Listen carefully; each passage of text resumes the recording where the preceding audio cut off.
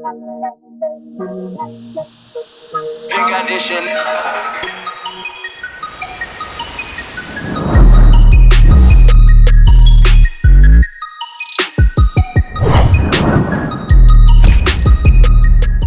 What's up, you guys? TechChucker here, and I've got a review for you today of the San Diego Comic-Con 2019 PX exclusive Batman vs. Teenage Mutant Ninja Turtles, Mikey as Batman. Now, if you're not familiar, you can pick this up at GameStop at least for a little bit longer until they are all sold out. As far as I understand it, there is about 10,000 of these. So if you are looking for these, you better get out and find them quick. Here is the back of the packaging. I don't typically talk about the packaging, but in this particular instance, I have one little tiny gripe. I would have liked to have had a window so that I could actually see the figure in the box in case I wanted to display it in package.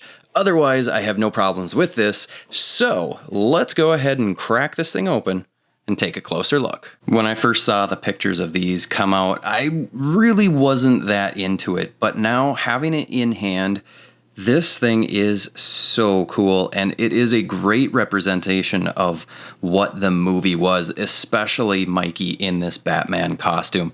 If you aren't familiar with what he looked like in the movie with this bat suit on, take a look at this little clip. Hey guys, check it out! I'm Batman, and I'm riding a T-Rex, and I've never been so happy in my entire life! Mikey, get down. Nah, man. I live up here now! I think you will agree that DC Collectibles really did a great job of getting this likeness. All right, so first things first, the paint on this, though very, very minimal, is very, very good. I really like it, and it is super clean. All of the panel lining that they've done on this, or the little black accents, is super clean. I think they did a really good job with it. Look at the shell. I think they did a superb job on that shell. There is just a little bit of paint bleed, but it still is really, really good. I'm digging this a lot, and this cape is pretty sweet. I mean, look. Oh, he's falling down. Look at how massive this cape is. The one and only thing that maybe would have been cool is if this was just a hair smaller, because it's just so massive. They sewed in a couple of these seams here on the back. It looks so good. And then when you look at the actual mask cowl, it looks like it doesn't fit because Mikey's head is too big, and he's just kind of put it on as best he can. So I think DC Collectibles, you did a really nice job. On his belt, he's got some nunchuck holders.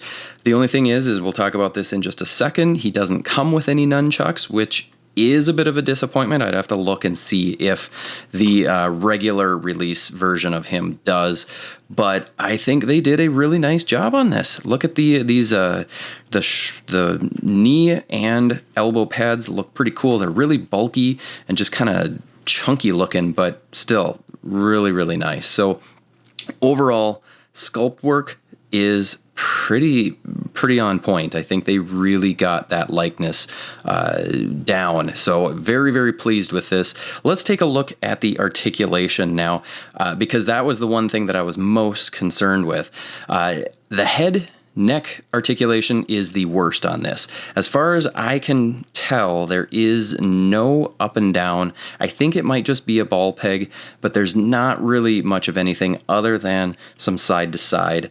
And the tilt is pretty weak. So that's my biggest gripe, is there's really no articulation in that head neck area.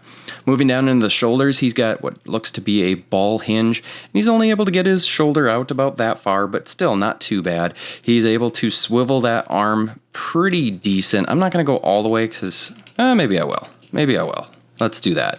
So he has full 360 on that shoulder, no bicep swivel, but there is a swivel at the elbow. He has a single jointed elbow. That is a little disappointing as well, because I think if they had done a double, you would have gotten a little more range of motion, but still not too shabby. And then down in the wrist, it is a ball hinge, and it's not bad. Because of the way that they designed the actual wrist here, there's a lot of material in the wrist, so he doesn't have a big range of motion, but it's still not too bad. And then you can swivel it around and kind of get that position the way that you want so that you can have his hand articulated the way that you want. Down in the torso, there actually is a torso joint here. I don't know if you can see that, but there is a joint. It really just kind of gives a tiny bit of side-to-side crunch, not much. It's really unnoticeable, but he does have a little bit of swivel in that waist. But again, you're not going to get a whole heck of a lot because this shell piece is getting in the way. It is a little bit soft, not real soft, so don't be prying on that all that much, but it is just a little soft. So be aware of that you will be able to get a little bit of tilt, but not a whole heck of a lot. Down in the hips, he's actually got a what looks to be kind of a T-jointed ball joint, and he's got pretty good range of motion there. I mean, that's almost a full split. And let's just go ahead and jump into it now. This ankle rocker is pretty phenomenal. This is pretty awesome. Look at this. If we do feet flat on the floor, look at that. That is amazing. So awesome job, DC Collectibles, for this. I don't think I have any turtles that can do this. Like none. So this is pretty sweet. Maybe I do, but I don't recall any that have that ability. He is able to kick forward only about that far. I would have loved to have a little better range there. And then kicking back because of that shell, that's actually not bad. He's able to get his leg back about that far. There is a bit of a swivel because there's a ball peg in that waist hip area, so that's good. He's got double jointed knees. Be careful with these. You might want to heat these up, but he can go well over 90 degrees. And then if you bend it all the way, look at that. That's not bad. That is really good. There is no swivel at the knee, and there is no real swivel at the ankle, but we already saw that ankle pivot, and he's able to get his foot back that far, which is pretty awesome. And then he's only able to get his foot forward about that much. But again, you throw in that ankle rocker. It is at a bit of an odd angle, but still it is pretty darn awesome. So overall, that articulation is pretty surprising. I'm very, very surprised, but very pleased with it. All right, let's go ahead and measure him up and see just how tall this Michelangelo is. And from toe to tip of the cowl, he's about 5 and just shy of a half, 5.5, 5.25 inches tall. So pretty short, not real big. Let's do some size comparisons here. We'll do the first one with Deadpool, and obviously Deadpool is going to tower over him considerably, but you know what? That's to be expected. So let's go ahead and take a look at all of the different Teenage Mutant Ninja Turtle versions that I have got. So here is the GameStop exclusive Michelangelo from the 1990s movie. Here is the original Eastman Laird, though it is the KO version with the colored bandana. This is the NECA cartoon version from the 2-pack that was recently released at Target. And then we've got the, what is this, SH Figuarts Michelangelo. And so I would say for articulation, you're going to have your best bet with the Figuarts. I guess Sculpt and Paint, they all kind of meet the requirements for whatever genre it is. So obviously they all did a very good job. My understanding is that DC Collectibles does have different heights for the different turtles, which is very much accurate to the movie. So that is really, really cool. But here is all of the turtle versions that I have. And then for good measure, here is my Mega Constructs Michelangelo as well. They're pretty tiny. But the one thing that I did note, or didn't note before, is his bandana is almost a yellow. It's not really orange. You can see all of the other ones are very much orange, and I don't recall in the actual movie how orange his bandana is. So if I had to have a gripe, that might be the only gripe that I really had. So overall, this is pretty cool. Mikey comes with a few accessories, but for the $29.99 price range, I think I kind of expected a little bit more out of DC Collectibles on this, especially since the regular 2-packs look to have a few more accessories per figure, but maybe I'm being nitpicky here. But this first piece, the what looks to be a manhole sewer cover, it's kind of cool. It looks like a pizza. I don't recall this in the movie, if this was something that they were shooting from the party wagon or what, but it's very nice, nicely painted.